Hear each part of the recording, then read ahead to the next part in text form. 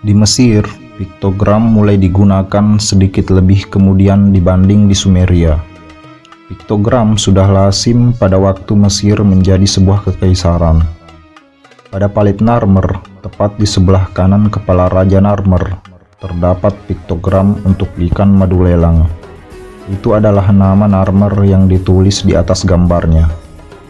Piktogram Mesir yang kini kita sebut hieroglif tampaknya tidak berkembang dari sebuah sistem hitungan. Sangat mungkin orang Mesir belajar teknik piktogram dari tetangga mereka di sebelah timur laut.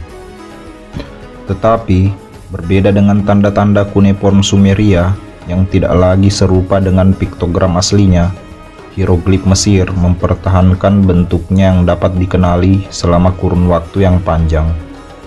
Bahkan setelah hieroglif menjadi tanda fonetik yang mewakili bunyi dan bukan benda, hieroglif tetap dapat dikenali sebagai benda, seperti seorang lelaki dengan tangan terangkat, sebuah tongkat gembala, sebuah mahkota, atau seekor elang. Sebagian tanda tetap berupa piktogram, sedang sebagian lainnya merupakan simbol fonetik. Terkadang sebuah tanda elang mewakili suatu bunyi, tetapi di tempat lain semata-mata hanya seekor elang. Jadi, orang Mesir mengembangkan sesuatu yang disebut determinan, yakni sebuah tanda yang diletakkan di samping sebuah hieroglif untuk menunjukkan apakah tanda itu adalah sebuah simbol fonetik atau sebuah piktogram. Tetapi baik tulisan hieroglif maupun kuneiform tidak berkembang menjadi sebuah bentuk fonetik penuh, yaitu sebuah alfabet. Bahasa Sumeria tidak pernah mendapat kesempatan untuk itu. Bahasanya digantikan oleh bahasa Akkadia, bahasa penakluk Sumer, sebelum perkembangannya lengkap.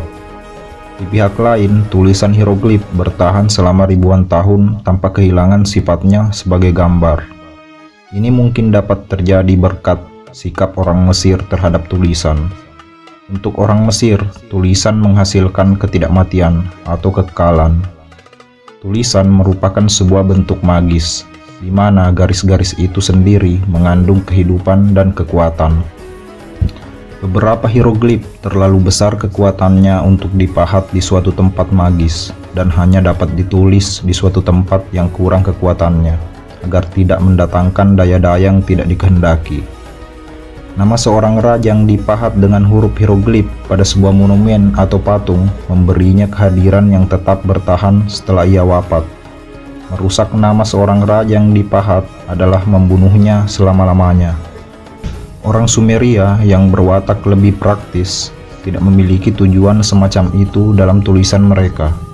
Seperti orang Mesir, orang Sumeria memiliki dewa pelindung juru tulis, yaitu Dewi Niaba, yang juga merupakan Dewi Bebijian, sejauh dapat kita katakan. Tetapi orang Mesir percaya bahwa tulisan telah diciptakan oleh seorang dewa bernama Thoth, dewa juru tulis yang menciptakannya sendiri melalui kekuatannya. Thoth bukan hanya dewa tulisan, tetapi juga dewa kebijaksanaan dan magi. Ia mengukur bumi, menghitung bintang, dan mencatat perbuatan setiap manusia yang akan dibawa ke balairung orang mati untuk menjalani pengadilan.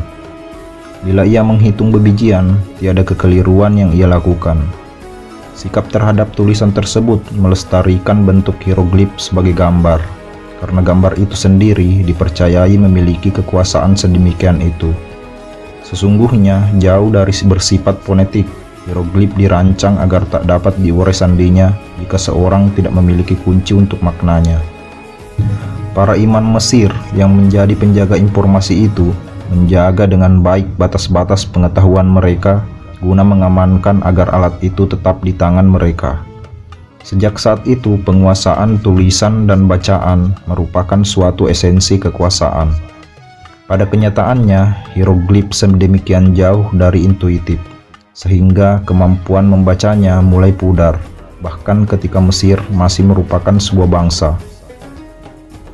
Kita menemukan orang-orang Mesir yang berbahasa Yunani jauh pada tahun 500 Masehi, yang menulis penjelasan panjang mengenai hubungan antara tanda dan makna, yaitu Horapollo, misalnya dalam karyanya Hieroglyphica, menjelaskan berbagai makna hieroglif yang ditulis sebagai seekor burung nasar, dengan berusaha sekuat tenaga untuk menampilkan hubungan antara tanda dan makna.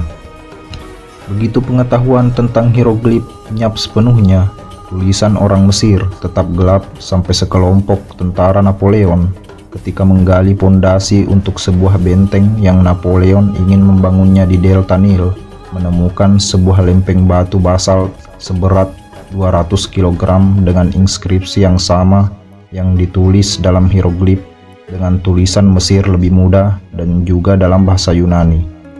Batu itu yang dikenal sebagai batu Rosetta memberikan kepada spesialis ilmu linguistik kunci yang mereka perlukan untuk mulai menguraikan sandinya. Kesusastraan besar tidak pernah terlepas dari peperangan, begitu juga tak dapat membebaskan dirinya dari perdagangan. Hieroglif dapat melestarikan sifat magis dan misteriusnya hanya karena orang Mesir menciptakan sebuah tulisan yang baru dan lebih mudah untuk digunakan sehari-hari. Tulisan hieratik adalah sebuah versi tulisan hieroglif yang disederhanakan. Di dalamnya, tanda-tanda gambar yang cermat diturunkan menjadi beberapa garis yang ditorehkan dengan cepat. Tulisan hieratik menjadi sistem penulisan yang lebih disukai untuk urusan bisnis para birokrat dan pelaku administrasi. Keberadaannya bergantung pada suatu penemuan lain orang Mesir, yaitu kertas. Seberapapun sederhananya, garis-garis itu tidak dapat ditulis dengan cepat pada lempung. Lempung merupakan bahan penulisan tradisional baik bagi orang Sumeria maupun orang Mesir selama berabad-abad. Jumlahnya banyak dan dapat digunakan kembali. Tulisan yang ditorehkan pada papang lempung yang permukaannya halus dan telah dikeringkan di terik matahari dapat tahan selama bertahun-tahun. Tetapi jika permukaan papan dibasahi saja, maka tulisannya dapat diratakan dan diubah untuk mengoreksi atau mengubah sebuah catatan. Sebaliknya, catatan yang harus dilindungi terhadap pengubahan dapat dibakar, sehingga tanda-tanda tercetak menjadi sebuah arsip yang tetap dan tak dapat diubah. Tetapi papang lempung itu berat, merepotkan penyimpanan, dan sulit untuk dibawa-bawa, serta sangat membatasi jumlah tulisan yang dapat dimuat dalam sebuah pesan. Pada suatu saat sekitar 3000 sebelum Masehi, seorang juru tulis Mesir menyadari bahwa papirus yang digunakan sebagai bahan bangunan di rumah-rumah Mesir juga dapat digunakan sebagai permukaan untuk menulis. Dengan sebuah kuas dan tinta, tulisan hieratik dapat ditorehkan dengan sangat cepat pada papirus. Di Sumer, di mana bahan mentah untuk zat semacam itu tidak terdapat, papang lempung terus digunakan selama berabad-abad.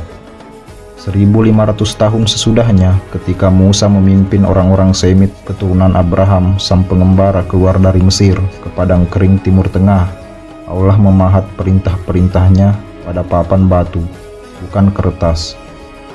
Orang Israel harus membuat sebuah kotak khusus untuk papan-papan batu itu, yang sulit dibawa-bawa. Di pihak lain, kertas jauh lebih mudah dibawa. Pesan-pesan dapat digulung, dijejalkan ke bawah baju atau kantung seseorang. Para birokrat yang saling berjauhan di lembah Sungai Nil memerlukan suatu metode komunikasi sederhana semacam itu antara bagian utara dan bagian selatan.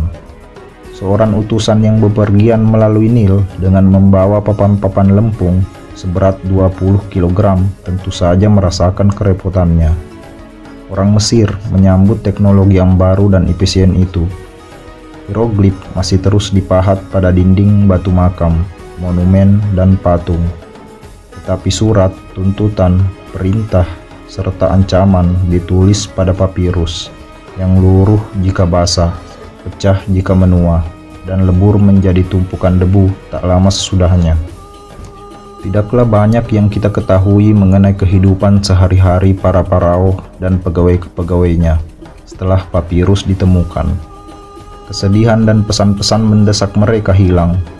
Catatan sejarah yang ditulis dengan cermat oleh para juru tulis mereka hilang tanpa bekas. Demikianlah 5000 tahun yang lalu kita memiliki bukan saja tulisan pertama, tetapi juga kemajuan teknologi, yaitu surat menyurat. Cuneiform Sumeria mati dan dikubur, tetapi garis-garis hieroglif tahan sampai hari ini. Sebuah bentuk tulisan yang lebih mudah yang kita sebut Proto-Sianitik karena terdapat di berbagai tempat di sekitar semenanjung Sinai, meminjam hampir separuh tanda-tandanya dari hieroglif Mesir. Selanjutnya, tulisan Proto-Sianitik tampaknya telah meminjamkan beberapa huruf kepada orang Venesia yang menggunakannya dalam abjad mereka. Kemudian Yunani memindahkan ke sisi sebelahnya dan meneruskannya kepada orang Romawi, dan akhirnya kepada kita. Demikianlah tanda-tanda magis orang Mesir sesungguhnya telah sangat dekat dengan ketidakmatian atau kekekalan dibanding penemuan panah manapun yang kita ketahui. Terima kasih sudah mampir. Silahkan komen untuk saran dan kritiknya.